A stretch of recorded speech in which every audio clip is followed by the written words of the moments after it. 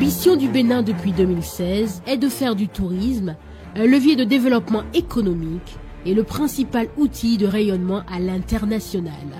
À travers des réformes bien pensées, le gouvernement béninois met progressivement en place les conditions pour le développement du secteur touristique. Il a ainsi investi massivement dans la construction des infrastructures et sites touristiques. Plus de 1200 milliards de francs CFA y sont injectés pour donner un coup d'accélérateur à une industrie dynamique et créatrice d'emplois. À Cotonou, la capitale économique du Bénin, on y retrouve plusieurs attractions. Le Sofitel, un hôtel 5 étoiles, se dresse fièrement au bord de l'avenue de la Marina. L'esplanade de l'Amazone, le mur graffé, le plus long du monde, avec des signatures comme le célèbre artiste brésilien Eduardo Cobra, les jardins de Mathieu où trône l'obélisque dédié aux dévoués à la patrie. L'aéroport international de Cotonou a fait peau neuve et s'est conformé aux normes internationales de l'aviation civile. La route des pêches, une route à vocation touristique, débouche sur la porte du non-retour à Ouida. Ouida, qui a vécu le commerce des esclaves, en porte encore les stigmates. Une place importante est donc faite au tourisme mémoriel avec la reconstruction du fort portugais, la place aux enchères, le fort français, le mémorial de Zongboji, faisant de Ouida une cité-musée d'exception. Abomey et Niki ont connu une grande riche histoire. À Abomey, le musée des rois et des Amazones de Dahomey est en cours de réalisation. 5 palais royaux seront aussi réhabilités. Les travaux de reconstruction du palais royal de Niki et la reine de la Ganie ont démarré. À Porto-Novo, jadis grand royaume aussi, la construction du musée international du Vodou et la réhabilitation des musées Adandé et Romain permettront d'avoir une meilleure compréhension du Vodou. Il est de même pour la route des couvents Vodou et la route des Tatas.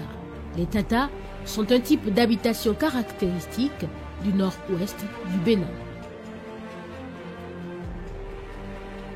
Ganvier, la cité lacustre, est un patrimoine unique au monde. L'ambition du Bénin est de faire de ce lieu une destination authentique, atypique et originale. Le plus grand parc animalier de l'Afrique de l'Ouest se trouve au Bénin. Le parc de la Pendjari veut entretenir cette réputation. Pour y parvenir, le gouvernement béninois a confié sa gestion à African Park, une référence en matière de conservation animalière et de gestion de tourisme de safari. Une brigade de protection et de sécurisation de parc, les Rangers, a été créée. Le renforcement de la sécurité du parc est une priorité du gouvernement. Des travaux d'extension des lodges et de bungalows sont réalisés afin de permettre une immersion totale en pleine nature.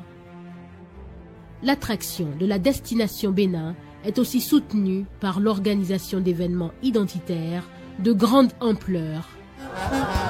Le Bénin s'est engagé depuis 2016 dans une transformation considérable de son cadre de vie qui, à nouveau, accroît l'attractivité de notre destination.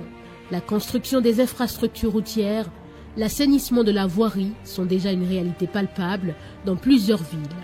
Le touriste qui foule le sol béninois y trouve une population accueillante et conviviale. Sur le plan culinaire, il a le choix entre les restaurants qui proposent des spécialités béninoises ou des saveurs étrangères. Le Bénin est un pays prospère et dynamique où l'énergie électrique est disponible, la couverture en eau potable de 70% actuellement passera à 100% bientôt.